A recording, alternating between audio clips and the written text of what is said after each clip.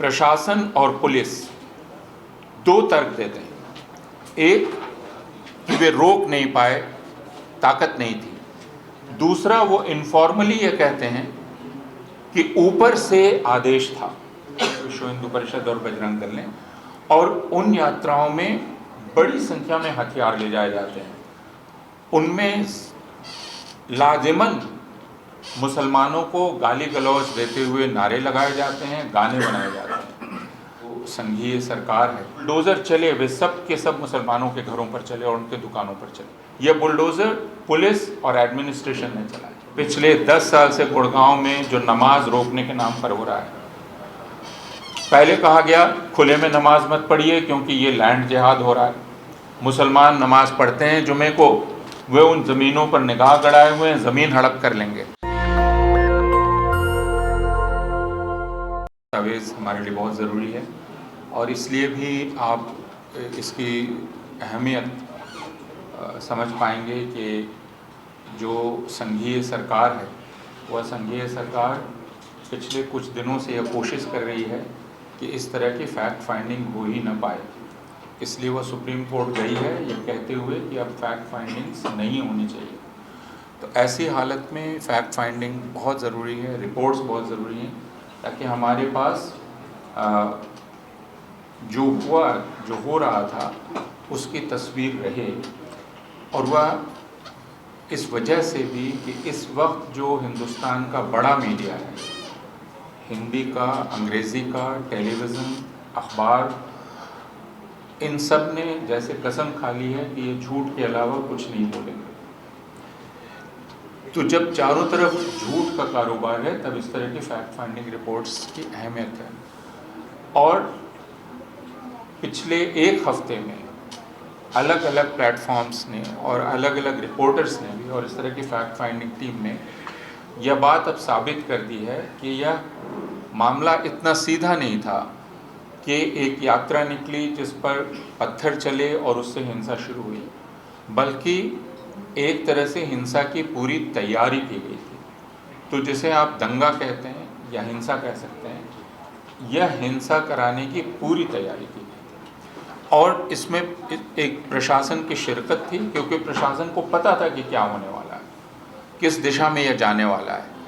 यह बात जब उप मुख्यमंत्री पूछ रहा है, यह बात जब एक भारतीय जनता पार्टी का बड़ा नेता पूछ रहा है कि यात्रा में हथियार ले जाने की इजाज़त किसने दी, और अब ये पूरे भारत का एक तरह का नियम बन गया है कि विश्व हिंदू परिषद और बजरंग दल की तरफ से यात्राएं निकाली जाती हैं।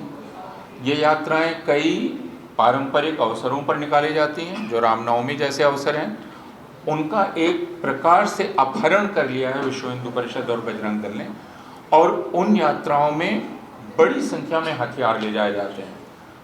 उनमें लाजिमन मुसलमानों को गाली गलौज देते हुए नारे लगाए जाते हैं, गाने बनाए जाते हैं। यह कोशिश की जाती है कि वो जितना हिंदू धर्म के बारे में नहीं हो, वो उतना मुसलमानों को बेइज्जत करने के लिए हो। तो ये यात्राएं एक तरह से एक जरिया बन गई हैं, क्योंकि इन यात्राओं में सैकड़ों की संख्या में नौजवान शामिल होते हैं, बच्चे शामिल होते हैं, 13, 14, 15 साल के। एक तरह से इन यात्राओं के माध्यम से एक बड़ी आबादी तैयार की जा रही है हिंदुओं की, जो मुसलमान विरोधी नफरत में दीक्षित हो, उसकी ट्रेनिंग उसको दी जा रही है। यह बात समझना हम लोगों के लिए बहुत ज़रूरी है, क्योंकि यात्रा जब जैसे ही आप कहते हैं रामनवमी का जुलूस, तो माँ बाप भाग लेने देंगे उसमें, लेकिन रामनवमी का जुलूस तो वो क्या है, राम के बारे में तो वो है नहीं। वो दरअसल मुसलमानों को गाली गलौज देने के लिए है, उनको बेइज्जत करने के लिए। तो हिंदुओं की एक बड़ी आबादी रेडिकलाइज की जा रही है विश्व हिंदू परिषद, बजरंग दल के द्वारा, आरएसएस के द्वारा, बीजेपी के द्वारा, और उस रेडिकलाइजेशन में इन यात्राओं का इस्तेमाल किया जा रहा है। ये धार्मिक यात्राएं नहीं हैं, जैसा आपने बताया खुद। जो हमारा पारंपरिक धार्मिक व्यवहार है, ये यात्राएं उसका हिस्सा नहीं हैं। ये यात्राएं इस मकसद से ही निकाली जाती हैं कि हिंसा का माहौल बने और हिंसा हो। और नदीम ने जैसा कासगंज से लेकर अब तक का सिलसिला बतलाया है, उससे यह जाहिर है कि नूह में जो यात्रा निकाली गई थी उसका मकसद ही था हिंसा भड़काना, और वह हिंसा हुई। लेकिन यह बात भी कहना बहुत ज़रूरी है, प्रशासन और पुलिस दो तर्क देते हैं। एक कि वे रोक नहीं पाए, ताकत नहीं थी। दूसरा, वो इनफॉर्मली ये कहते हैं कि ऊपर से आदेश था।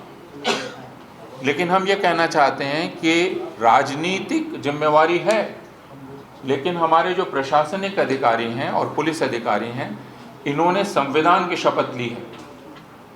इन्होंने जो शपथ ली है उसका मतलब ये है कि जो डिस्ट्रिक्ट मैजिस्ट्रेट है, जो सुपरिंटेंडेंट ऑफ पुलिस है, उसके इलाके में जितने भी लोग हैं उनकी जानो माल की हिफाजत की जिम्मेदारी इनकी है।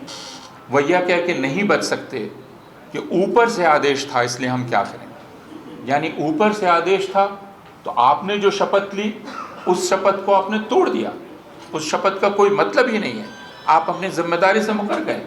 तो आखिर एक प्रभाकर चौधरी कैसे हुआ जिसने जो भीड़ मस्जिद के सामने डीजे बजाने पर आमादा थी उसको तितर बितर किया? उसने भी किया, यह उसकी ड्यूटी का हिस्सा था।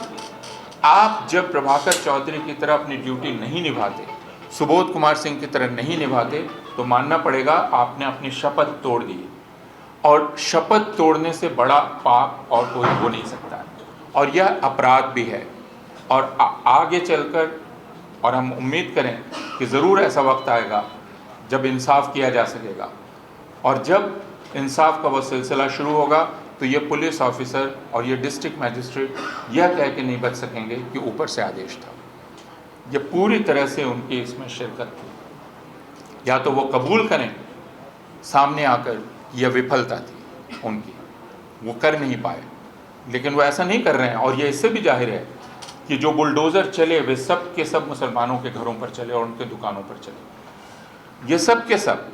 इसका मतलब, और यह बुलडोज़र किसी पॉलिटिकल आदमी ने नहीं चलाया, यह बुलडोज़र पुलिस और एडमिनिस्ट्रेशन ने चलाया। तो ये सारे लोग जो पुलिस और एडमिनिस्ट्रेशन के लोग हैं, ये जिम्मेदार हैं इस बर्बादी के लिए, जो बर्बादी उन्होंने की है, जो पूरी तरह से गैर कानूनी है, और जिसके बारे में पंजाब और हरियाणा हाई कोर्ट ने कहा कि ये एक तरह से नस्ल कुशी के से अलग कुछ भी नहीं, एथनिक क्लिनजिंग है, नस्ल कुशी है।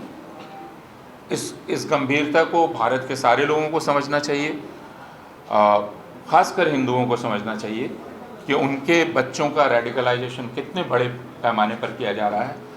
मुसलमानों के साथ जो हो रहा है वो मुसलमान देख रहे हैं, और वो उसको झेलने को मजबूर हैं, क्योंकि पूरा का पूरा कानून और व्यवस्था का तंत्र इस वक्त उनके खिलाफ है, इसलिए वो उसको झेलने के मजबूर हैं, और वो कानून व्यवस्था खुद तोड़ना नहीं चाहते हैं। ये बात बहुत साफ जाहिर है, वरना पिछले 10 सालों में जो कुछ भी हुआ है उसमें किसी की भी बर्दाश्त, आप ये कह सकते हैं कि उस बर्दाश्त की एक इंतहा होती है, लेकिन ऐसा लगता है कि इस कौम की बर्दाश्त की कोई इंतहा ही नहीं है। आप उसके साथ जो चाहें वो कर सकते हैं, और उसको कहा जा सकता है तुम्हें बर्दाश्त करना चाहिए।